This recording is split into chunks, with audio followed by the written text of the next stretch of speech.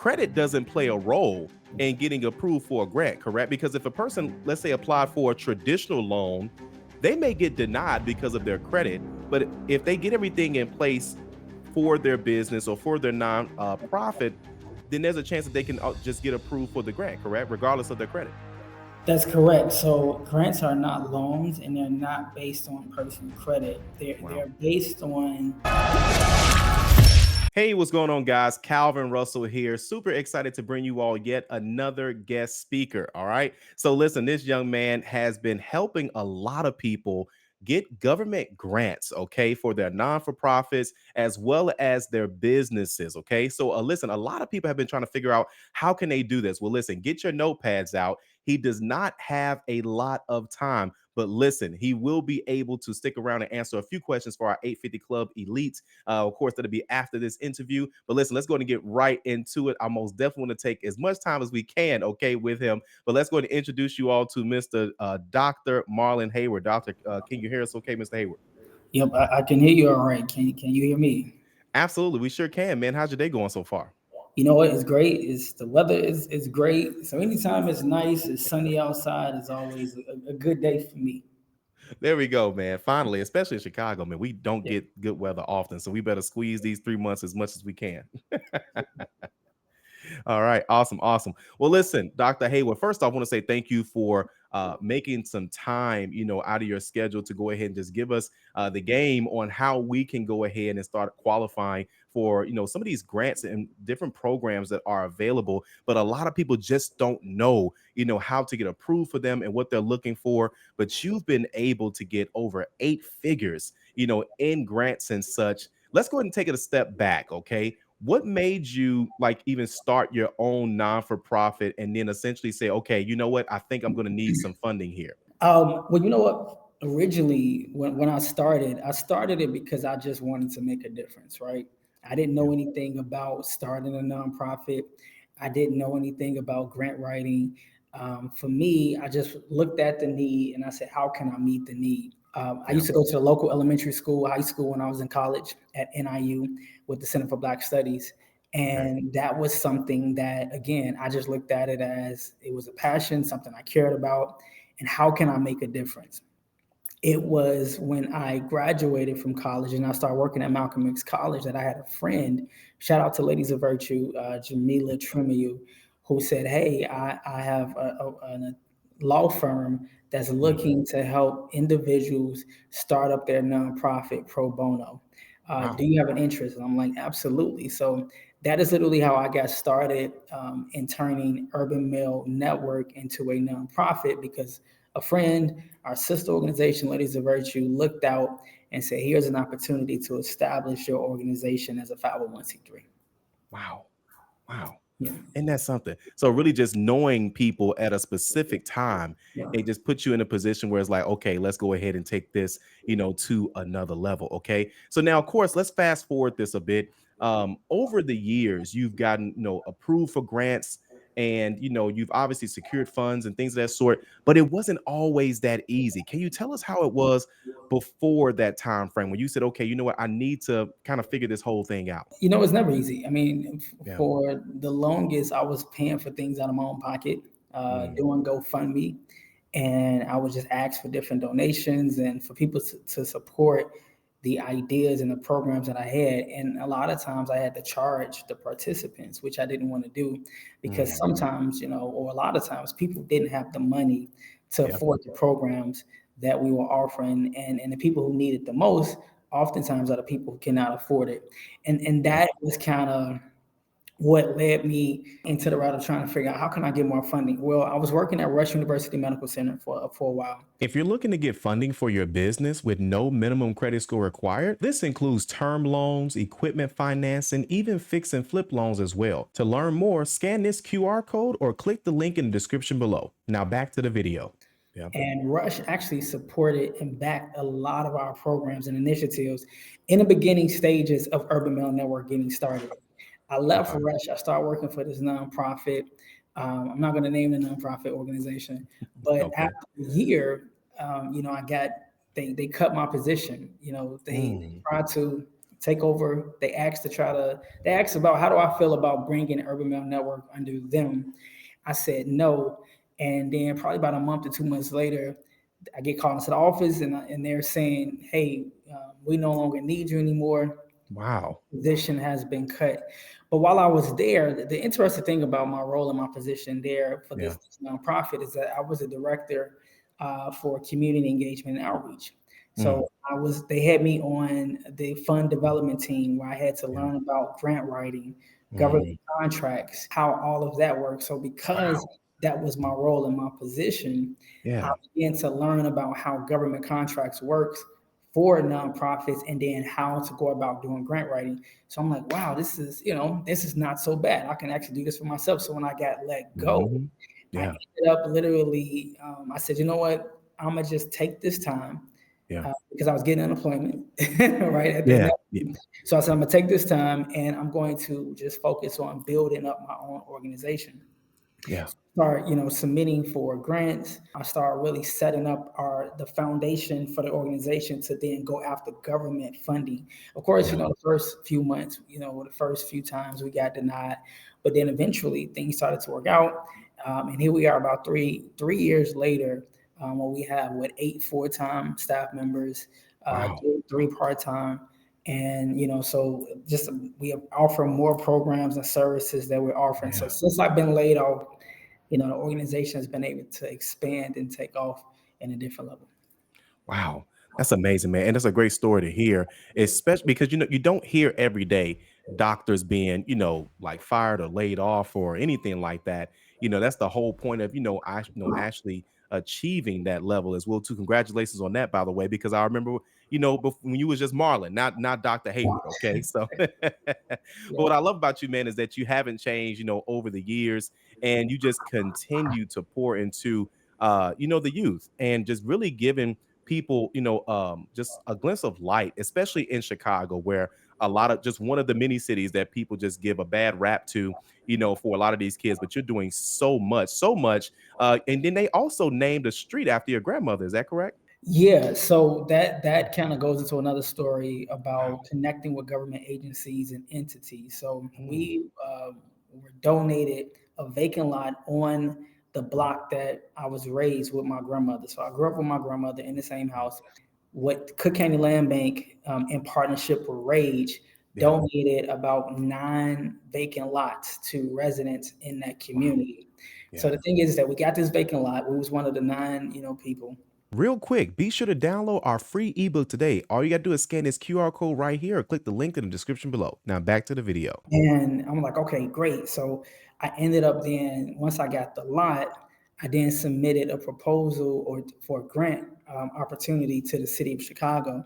So I Wow. ended up getting the grant for Urban Renewal Network Yeah. and then to redevelop the lot. So we end up changing this vacant parking lot into a basketball court, and we did a mural on the court. We put Yeah. a fence, a gate around it, and did a mural on the front of it. We put lights and Yeah. electricity out there, and then the second phase of it was that we was able to name the street after her as well. So if you ride by Wow. there, you'll see her face and her name on this basketball court, like on like the wooden gate before you walk in, Yeah. and then on the street the street is named after her as well.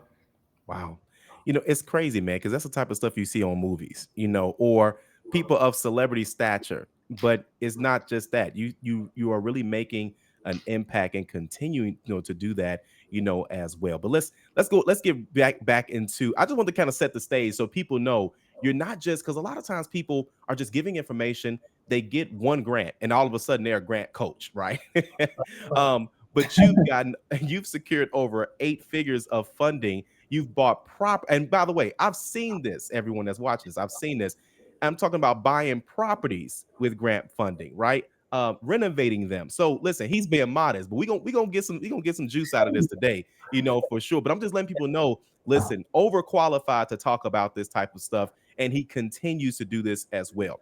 Let's go and get into a couple of questions here. One, do you have to be in business a certain amount of time before you qualify for most government grants? You do not. There is no qualification that says you have to Mm, be in business for a certain amount of time. However, when it comes to writing a proposal, they do ask about your level of experience Yeah. when you are submitting for these proposals. So, how long have you been doing this work? What makes you the expert, right, in the topic that you are submitting for or the issue that you're trying to address?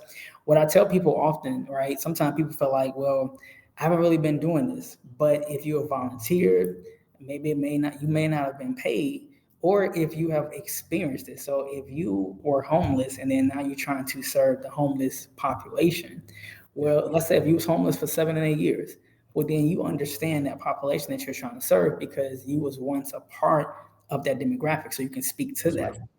So there's various ways that even if you're just recently starting your 501c3 or your business, you can speak to the work that you've been doing, whether that is as a volunteer Yeah. or as a person who's been a part of the demographics or the population that you're looking to serve.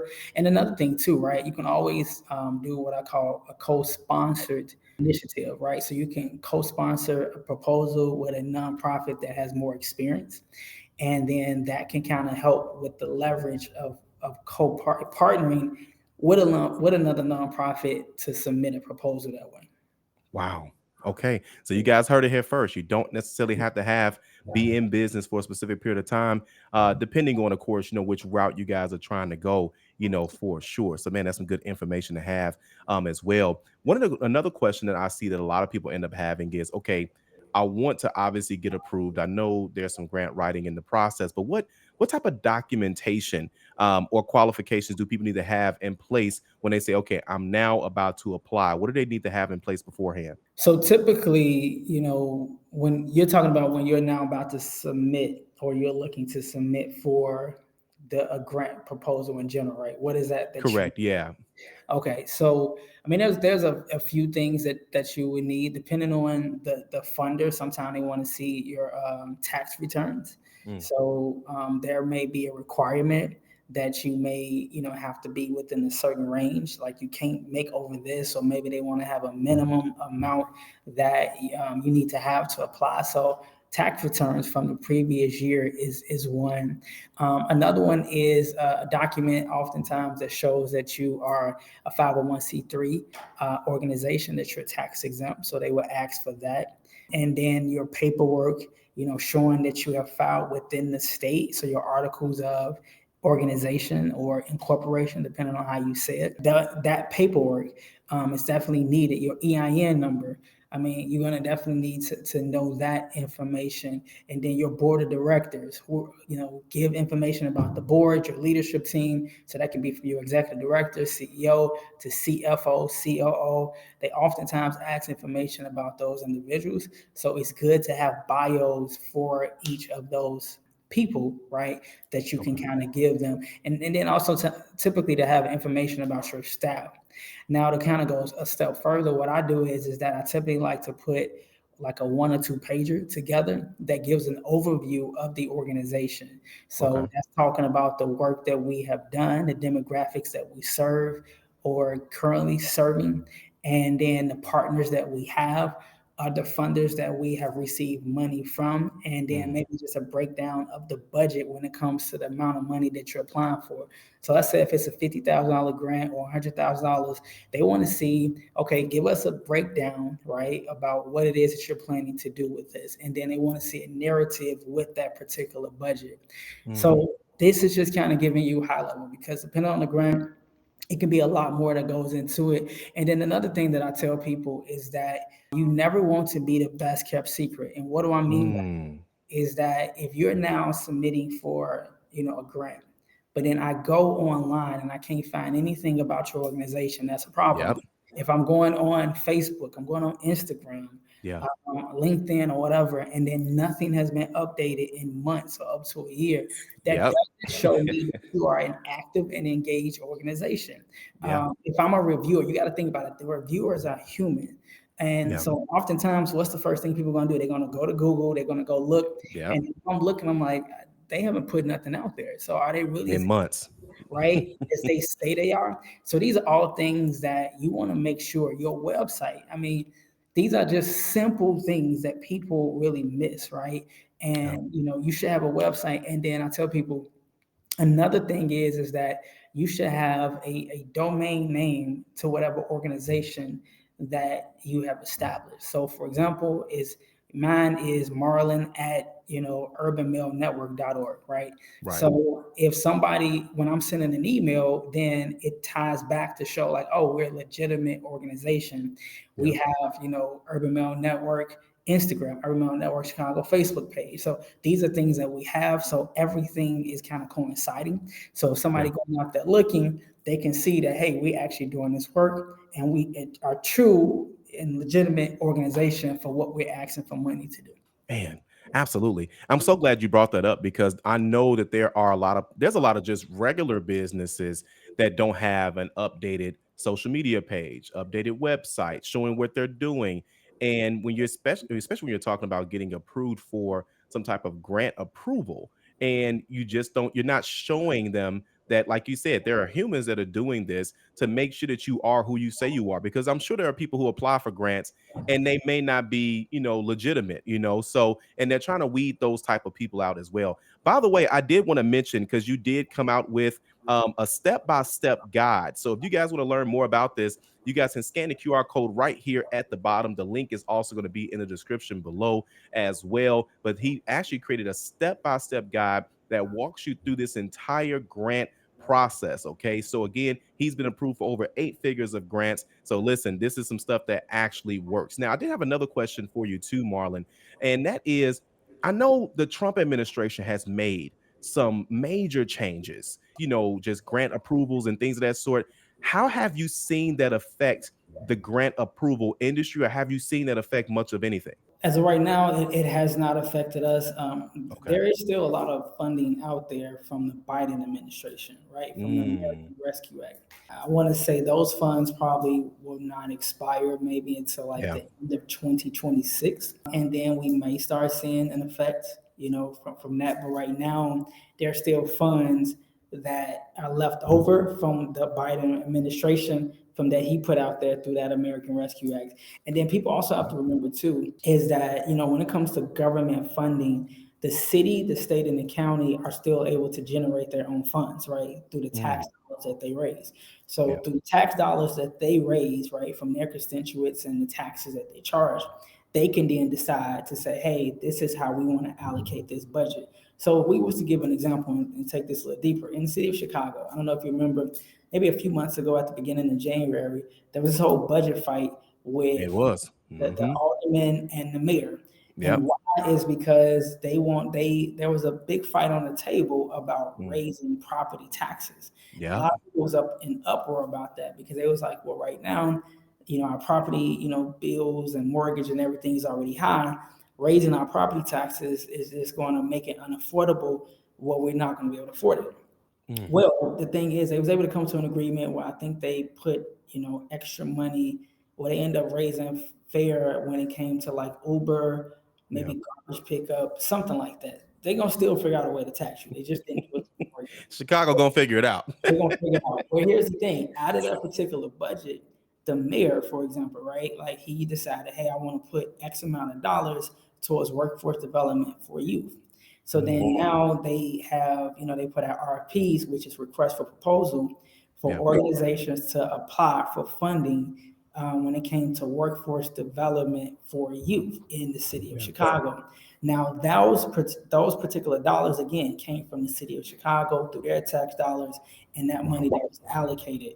So that's just kind of to give you an example of how the city, the state, and the county can still decide, right, based on their budget, what it is they want to allocate money towards. Now, when they get money from the federal government, it Yeah. does help. It does give an increase in dollars because the federal government does provide funding for them to then provide more money to different initiatives such as development, whether that can be development of property buildings. Like I don't know if you've seen like how there's been development with new buildings, like in the city of Chicago, like they have through the Department of, Yep. I think I'm saying it right, but that could have came from the federal government and then Mm, to the local, instead. right? Yeah. Where now they're distributing this money out that way. Wow.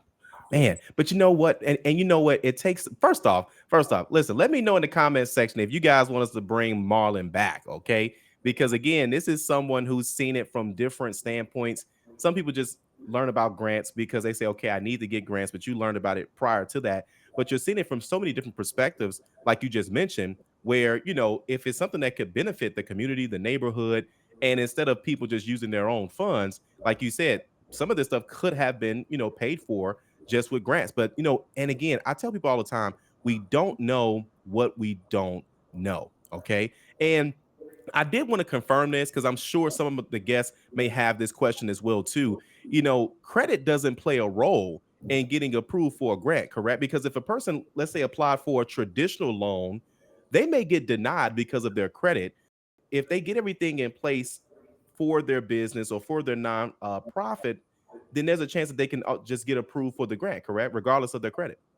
That's correct. So grants are not loans, and they're not based on personal credit. They're Wow. based on the work of the organization, the impact that they're making, and and then the qualification and the structure that they have in place to carry out the task that they're trying to do.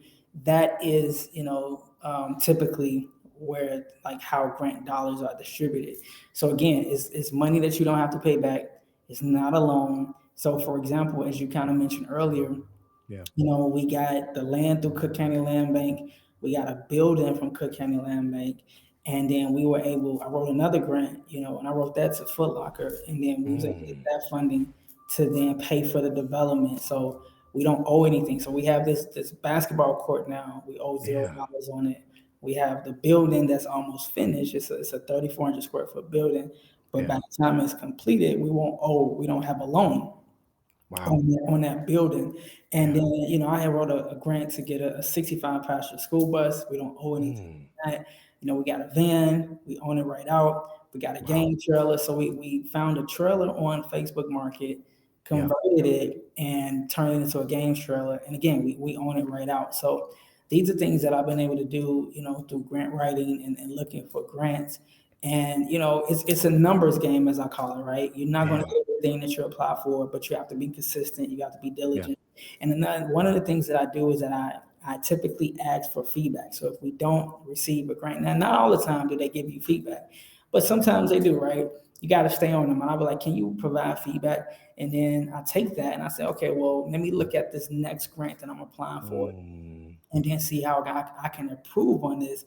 Because again, I may apply for five and only get one, but hey, that's great, right? Maybe that one grant was $300,000. It's just how it works out. yeah. And then you may apply for five and get three out of the five, right? Or Mm, sometimes you may get all five. It just depends. But yeah. you keep going and you keep being consistent, and you'll eventually get what is needed for you. Man, that's amazing. That really is amazing. And I honestly, just to see everything unfold, is been amazing to watch as well too. Is knowing you. So let me ask this question too. I know that there are people watching this that say, okay, you know what? I know I'm more than likely going to need some source of transportation, for my business or nonprofit. I know that it would be great to have put myself in a position where I can get a building. Can you walk us through? Not every single step, but what that process was like. Is it the same as asking for, or I would say applying for just a normal grant, or was it different because you were trying to get a transportation vehicle or the property? Was that process any different? It is different, right? So you have some grants, they're very strict about what it is that you can do with the money, right? So some grants, Yeah. you cannot buy vehicles, you can't go purchase real estate, you can't go do development. But one of the things is that I would tell people, go look for what is called an unrestricted grant. An Mm, unrestricted grant is that a grant to where they don't restrict what you can do with the dollars. So if you need to buy a van, if you need to buy a car to transport people, or maybe you need to buy a building, then you can do that with those unrestricted dollars. And so that's why it's very important that you're literally looking at the type of grants that you are applying for. So then you understand what it is you can do and what you cannot do. Because again, some grants don't allow you to purchase and do something. Like some grants you can't buy food, with some you Mm, can't, right? So it just yeah, depends, and you just have to understand what is it, that you are putting in. So I tell people, and here's a gem that I would drop, right? So let's say we have business owners on your call, which I'm sure you do. yeah, Um, and I will tell people is that they should start a 501c3, which is a nonprofit, and then they should have the for-profit side, which is your LLC. So you can have the same name. So let's just say if I had mm, Haywood LLC, and then if I had Haywood NFP, which is Haywood Not for Profit. Now I don't have neither one of those, but I'm just giving an example. yeah, But Haywood, not for profit, can then be applying for funding and grants that only gives money to a 501c3. But I can still have Haywood LLC to then do the for-profit business work that I want to do. Well, with the nonprofit side, I can then be applying for funding, let's say for a space to provide service, whether that's to youth, to seniors, whatever it is that I'm trying to do, right? yeah, And then let's say now you got the funding for it, and then you can pay for your rental of a space or office. And then, you can also then have your for-profit business then being housed in that same building. But then now, if you think about the biggest expenses that people wow, have to pay, right, as a business owner, it is a space, whether that is, as a store, retail, office. But then if you're able to now get that covered and you don't have to, take care of that, that could be yeah. something that you can, get taken care of. Wow. Listen, I hope you guys didn't miss that gem. For those who didn't, I'm gonna give you the summary, okay?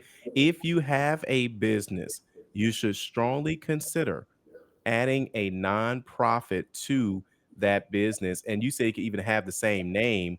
That is, man, that's crazy. And I remember just a conversation I was having with you to Mhm. add to that, where you had mentioned that if the non for profit needs something and it has to get it done from a contractor, and if your business just so happens to be, it can solve that situation, you're essentially able to pay the business, as a contractor using those government funds, assuming, of course, everything makes sense to do so. Man, that was amazing, within itself. So, and then last but not least, before we get up out of here, Dr. Hayward, well, I did have another question as well too. Are there any other common mistakes? I know you talked about the website and things of that sort. Anything else that you see that people make mistakes on and it really keeps them from getting approved? Getting approved for a grant or getting approved for the not for profit. Which one? Let's go ahead and go with just for grants for now. Okay. I mean, it can be a lot of things, right? It can Okay. be the deadline, because this has happened to me. Right? Let's say the deadline was today at Okay. 12 o'clock, 12 p.m. Mm, Well, you submitted it at 12:05. Well, then they send you back an email saying, well, you didn't meet the deadline, right? wow. So a lot of these funders be very meticulous and they're very strict about the deadline. So if you know that you have a problem with meeting deadlines, then give yourself the deadline the day before. That's number one. Number two, when it comes to just the budget, right? Like how when it comes to putting together the budget, like you have to make sure that you're putting together a budget that makes sense for the amount of money that you are asking for or the money that they're allowing you to ask for.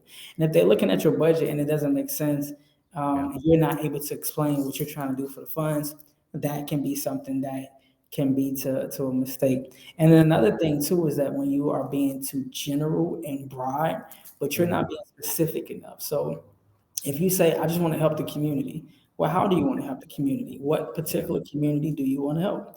And Mm, then tell me about the community that you want to serve, right? What is the issue? But if you're just saying, I want to solve homelessness, well, that's broad. You got to be more specific. Give me data, give me information. And mm, then once you give me the problem, then lay it out how your organization and the money that you're being provided is going to then help solve or kind of be a part of the solution. So you got wow. to make sure that you're able to do those things. And sometimes people just make mistakes of being too Yeah. broad, too general, and then not getting specific in the weeds. There you go. Yeah. Listen, you guys are getting a master class, on this, for sure. Well, listen, Dr. Hayward, we greatly appreciate you being here as well. And then also to everyone that's watching this, he does have a step-by-step guide that not only walks you through how he was able to get up to 8 figures into funding, but also we didn't go too deep into how to start the nonprofit and things of that. So I really want to just focus on the grant piece. But there are some people that's like, okay, I don't even know the first step to take. Go ahead and scan that QR code or click the link inside the description below so you all can go ahead and grab that guide today. But Dr. Hayward, is there anything else that you want to leave with the audience before we go ahead and wrap up? I would say right now you can follow me on Instagram, which is Haywood M1, HAYWOOD, the number one. Oh, there you go. Yeah, so you can follow me there. And we have an event coming up June the 7th. I'll make sure Calvin puts it out there.